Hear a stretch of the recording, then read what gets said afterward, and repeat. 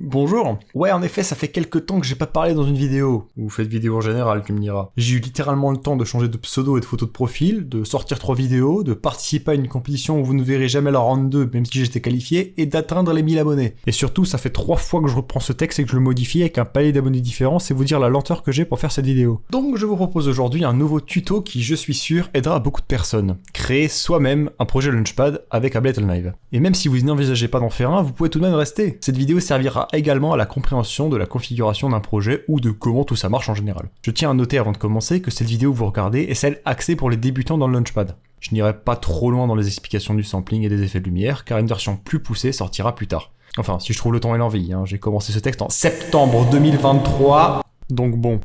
Mais bon, bref, voici donc le sommaire de cette vidéo.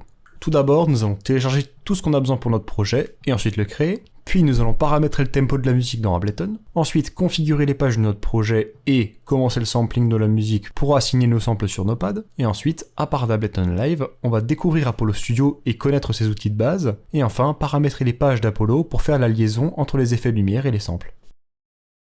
Commençons tout ça par les téléchargements. Le logiciel de musique principal que nous allons utiliser est Ableton Live. Il existe plusieurs versions du logiciel, Light, Intro, Standard, etc. Mais seules 2 d'entre elles permettent une création complète de projet Launchpad, la Trial et la Suite. Pour la version Trial, rendez-vous dans le premier lien en description, et après avoir créé un compte, vous pourrez la télécharger. Une fois l'installation terminée sur le PC, nous allons chercher encore 2-3 choses. Dans le deuxième lien en description se trouve le site de Matiaxi, le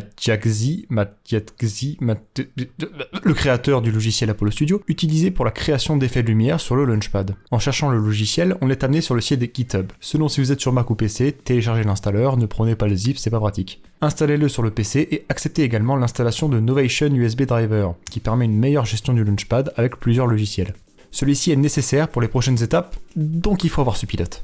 En revenant sur le site de Matiaxi, je vais le prononcer comme ça et ça va le faire, il faut également télécharger le pack de plugins Outbreak. Certains d'entre eux nous servira entre autres pour le changement de page. Cela étant fait, on peut enchaîner avec la deuxième partie, celle du choix de la musique. Pour le coup, vous prenez celle que vous voulez, pas de limite à part vos goûts.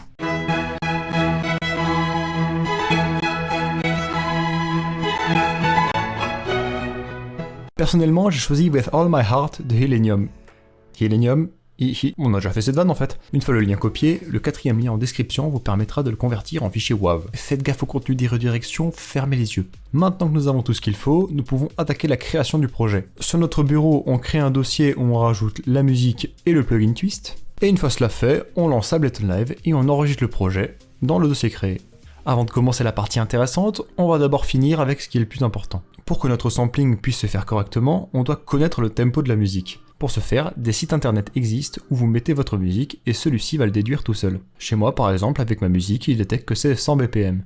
Le lien du site que j'ai utilisé est bien évidemment encore une fois en description. Cependant, petite remarque, celui-ci peut parfois donner un bon tempo mais trop lent pour être exploité correctement. Si je prends l'exemple d'une autre musique, le site m'a donné 75 de BPM alors qu'il est préférable sur Ableton Live d'en avoir 150. Ça rendra la musique plus facile à découper, vous verrez tout ça dans la partie du sampling.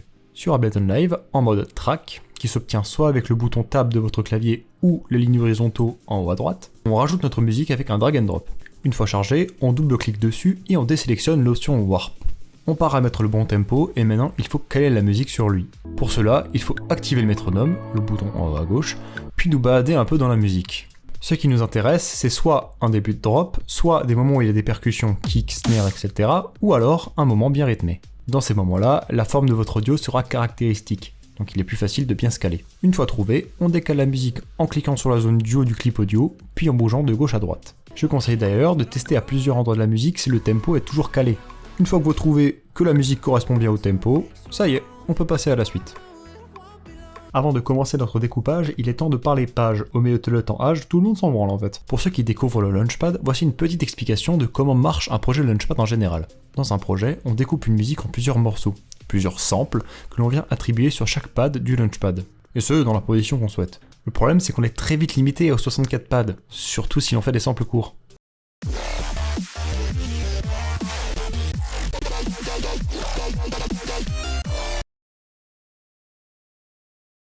Et c'est là que le concept de page arrive. Une page, c'est un groupe de 64 emplacements libres que l'on peut remplir de samples. L'avantage, c'est qu'on peut avoir plusieurs pages ayant à chaque fois 64 autres emplacements pour 64 autres samples. Pour une compréhension un peu plus simple et imagée, imaginez une armoire avec des tiroirs où l'on peut mettre 64 objets à l'intérieur. Après avoir rempli le tiroir de ces 64 objets, on prend le deuxième, nous donnant 64 nouvelles places libres, etc. A savoir que, en général dans un projet Launchpad, rien ne nous oblige à utiliser entièrement chaque page. Chacune étant souvent associée à une partie de la musique, intro, build-up, drop, etc., il est normal qu'une page ne soit pas forcément entièrement remplie.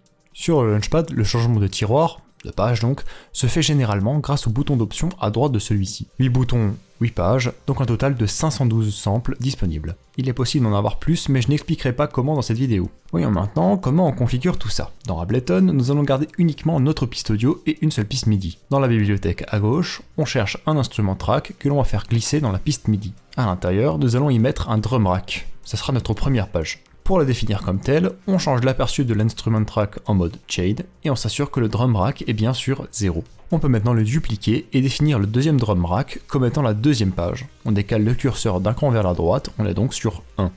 On répète l'opération 6 autres fois, de la page 0 à la page 7. Il ne nous reste plus qu'à configurer le fait de pouvoir changer les pages comme on veut, et pour ce faire, on fait un clic droit et on lit les pages à macro 1, et on crée ensuite un dernier drum rack où l'on étend le curseur de 0 à 7. Celui-ci servira de contrôle des 8 pages. Après avoir activé notre piste, on peut voir qu'en appuyant sur le Launchpad, un retour nous est affiché, montrant sur quel pad on presse. En regardant où se trouve l'emplacement correspondant au bouton d'option en haut à droite, on va faire glisser le plugin Twist mis précédemment dans notre dossier. Seule la partie du haut étant intéressante, on active macro 1 et on change le numéro de page. En théorie, c'est déjà sur la première page, donc 0, mais il va falloir répéter l'opération pour chaque bouton d'option afin d'avoir 8 pages. Enfin, après vérification que tous les bons nombres de pages seront entrés, on peut maintenant faire les tests et constater que nos pages sont maintenant fonctionnelles et peuvent être changées correctement et à volonté. Couper notre musique va dépendre de plusieurs facteurs, si on veut que le projet soit plus simple ou plus technique, si la musique est plus rapide ou plus mélodieuse, etc. Dans la musique que j'ai choisie, le début est calme et mélodieux.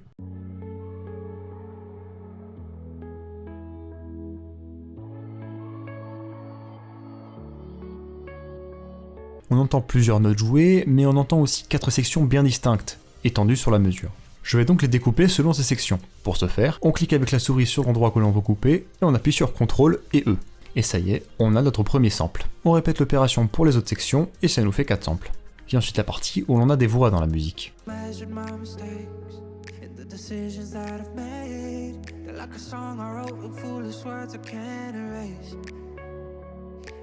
Généralement, pour les voix, on cherche à sampler chaque syllabe, mais étant donné que ça risque d'être complexe à jouer après, je vais découper l'audio plus en lien avec le tempo. Vu que la musique est bien faite, les paroles sont également bien rythmées, et donc c'est facile de voir où couper. Une mesure est découpée en plusieurs sous-parties, et la mélodie, les voix et les percussions sont souvent, voire obligatoirement, calées dessus, ce qui facilite le découpage. Une fois la partie qui m'intéresse découpée, on peut assigner nos samples à nos pads. Pour cela, on sélectionne notre piste MIDI ainsi que notre première page. Sur le Launchpad, on la sélectionne également avec le bouton d'option qui lui est dédié. En appuyant sur les pads centraux, on peut bien voir qu'elle est sélectionnée avec le retour sur le drum rack. Pour le placement, c'est comme vous voulez, rendez-le simple et ou pratique à jouer, ou à l'inverse, rendez-le plus compliqué sans être à l'excès. Si c'est bien fait et original, votre projet sera plus intéressant à regarder. Pour placer notre premier sample, il nous faut sélectionner la partie du haut de celui-ci, puis faire un drag and drop dans l'emplacement voulu sur le drum rack.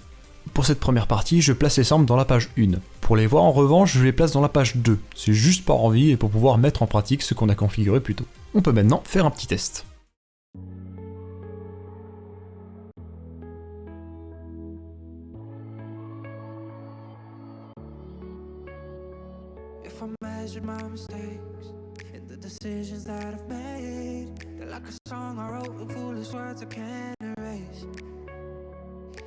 Bon, très bien, même si on constate cependant un petit claquement lorsque l'on joue. Pour le réduire, on peut désactiver l'option Snap après avoir sélectionné un sample dans le drum rack. Pour pouvoir l'enlever à tous les autres samples sans à chaque fois cliquer et l'enlever, on fait clic droit puis copier valeur dans Sensor. Le claquement s'entendra moins et le résultat sera plus propre et lisse. Voilà donc la première partie avec Ableton terminée. On peut enregistrer le projet et fermer le logiciel pour passer à la suite, les effets de lumière avec Apollo Studio.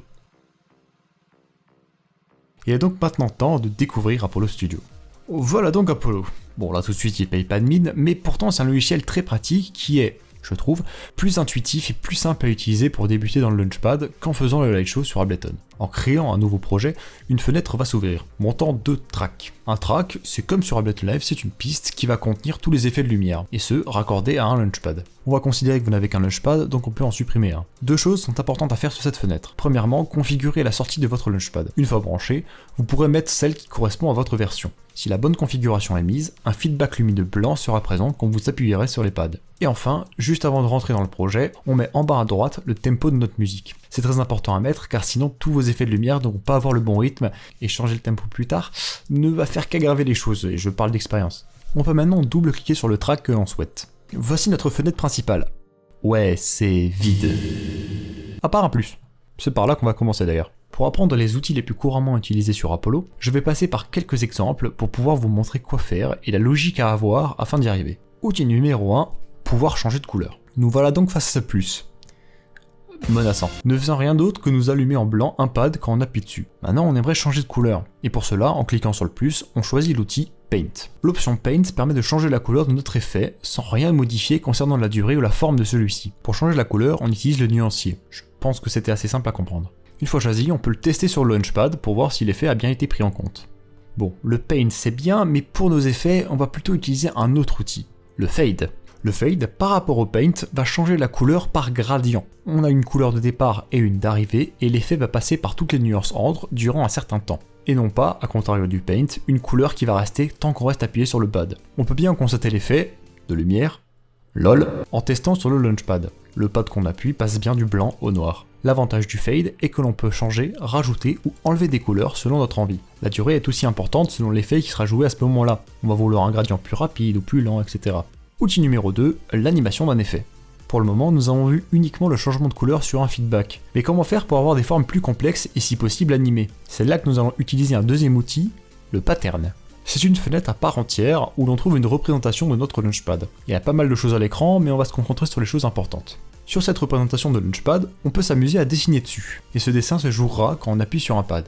Là où ça devient intéressant, c'est qu'on peut créer d'autres images pour y faire d'autres dessins, et ceux-ci vont s'enchaîner les uns après les autres. Pour l'exemple, je vais faire ici un balayement sur tout le Launchpad en diagonale. Je commence en bas à gauche, puis je crée une nouvelle image pour avancer dans l'effet, etc. Une fois l'effet terminé, on peut le jouer et...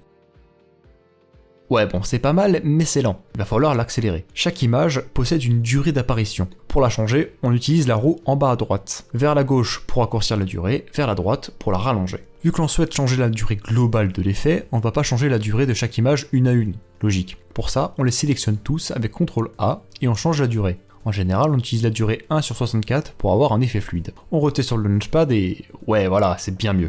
Mais c'est pas fini. Le blanc c'est bien, mais avoir de la couleur c'est bien aussi. Donc deux options. Soit on utilise la palette de couleurs à droite et on dessine sur chaque image les couleurs qu'on veut avoir, ce qui peut durer un certain temps, faut l'avouer. Ou alors on peut utiliser les outils vus précédemment. On revient sur notre track 1 et on ajoute après le pattern un paint ou un fade. Ceux-ci vont adapter l'effet entier à la couleur ou le gradient que vous lui demandez, ce qui est bien pratique et fait gagner un sacré paquet de temps. Outil numéro 3, le key filter et le groupe. Pour ce troisième exemple, on ne va pas rentrer plus dans les détails de comment faire un effet, mais plus sur l'aspect pratique et organisation du projet. L'effet qu'on a créé est très bien, mais il se joue sur tous les pads, donc il nous faudrait un moyen pour qu'un effet puisse se jouer sur un pad précis, un autre sur un autre pad, etc. Pour avoir qu'un seul pad pouvant jouer l'effet, on va mettre devant le pattern cette fois-ci un key filter. Encore une représentation de notre Launchpad, mais cette fois-ci attention, on ne dessine pas dessus. On sélectionne les pads que l'on autorise à jouer ce qu'il y a après le filtre. Et c'est là qu'on rentre dans ce que j'appelle la logique Apollo. Dans cette configuration, si ce pad est pressé, alors on joue l'effet présent dans le pattern, et à cet effet, on rajoute un gradient de couleur d'une certaine durée. Si on rajoute un outil entre le pattern et le fade, ça devient. Si le pad en bas à gauche est pressé, alors on joue l'effet de lumière, qu'on fait tourner à 90 degrés dans le sens des aiguilles d'une montre, et à tout ça, on rajoute un gradient de couleur. C'est pas trop dur à comprendre et ça permet de bien organiser son effet. Maintenant cela fait, on veut rajouter un autre effet de lumière différent sur un autre bouton. Sauf que là, rajouter un key filter et un pattern après tout ça, ça ne marche pas. Il nous faut utiliser un dernier outil, le groupe. Tout simplement, c'est une armoire qui contient plusieurs tiroirs. Chaque tiroir étant un effet de lumière précis sur un pad précis. Comme quoi, la métaphore de l'armoire est pas mal en fin de compte, tu peux la laisser dans le script. Hein quoi? Bref, dans le groupe, on peut rajouter des chains. D'ailleurs, un keyfilter est créé automatiquement en nous faisant bien comprendre comment ça marche. On peut le supprimer et faire un drag and drop de l'effet qu'on vient de créer. On a donc rangé l'effet dans un tiroir. On peut maintenant créer une nouvelle chain afin de créer un nouvel effet. On choisit le bouton qu'on veut utiliser, on rajoute un pattern, on dessine l'effet qu'on veut, puis on rajoute la couleur, et voilà, 2 boutons avec 2 effets différents.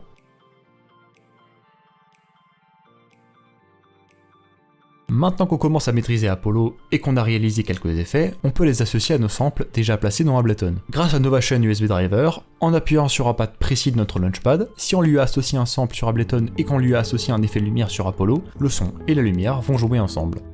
Il ne nous reste plus que la dernière étape. Les samples sur Ableton sont répartis sur plusieurs pages, mais pas les effets de lumière sur Apollo. On n'a pas envie que le même effet soit joué sur le même bouton alors que le son est différent selon la page, donc il faut remédier à ce problème. Maintenant que vous avez connaissance de certains outils d'Apollo, la suite sera plus simple à comprendre. Pour créer un projet Apollo, on commence par créer un groupe. Celui-ci contiendra 2 chains, respectivement la configuration des pages et les pages. Dans la première section, on va créer un autre groupe avec une chain. Dans ce groupe, on va définir les pads qui vont changer de page. Ce sera les mêmes que sur Ableton.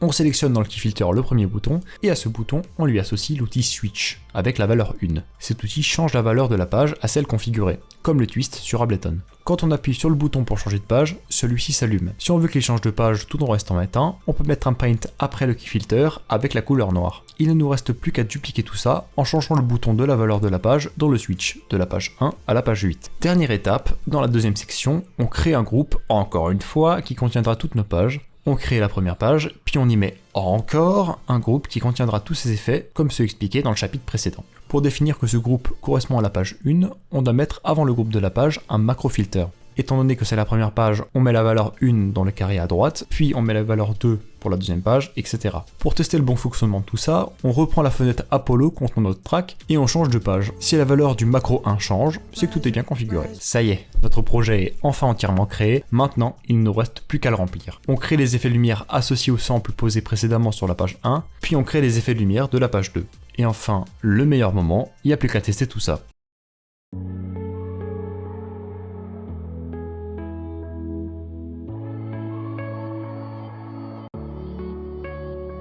If I measured my mistakes and the decisions that I've made, they're like a song I wrote with foolish words I can't erase. Et voilà, maintenant il ne nous reste plus qu'à sampler le reste de la musique, ainsi que faire les effets de lumière, et félicitations, vous avez créé votre prochain Launchpad. Merci à vous d'avoir regardé cette vidéo, qui est certes longue, mais j'ai voulu la rendre la plus complète et la plus compréhensible possible. Bon, pas sûr que la mission a été réussite, mais bon. En tout cas, j'espère que vous l'avez apprécié. Les commentaires et surtout mon serveur Discord sont dans la description si jamais vous avez un souci. Comme je le dis souvent, c'est avec des captures d'écran ou des partages d'écran en appel que j'arrive à comprendre et régler les problèmes. Donc vous savez où vous diriger si jamais. Enfin bref, encore merci d'avoir regardé cette vidéo. Je vous dis à la prochaine, dans un tutoriel, un projet Launchpad ou une méga collab peut-être. Soyez là le 1er janvier. Et sur ce, portez-vous bien et bonne chance.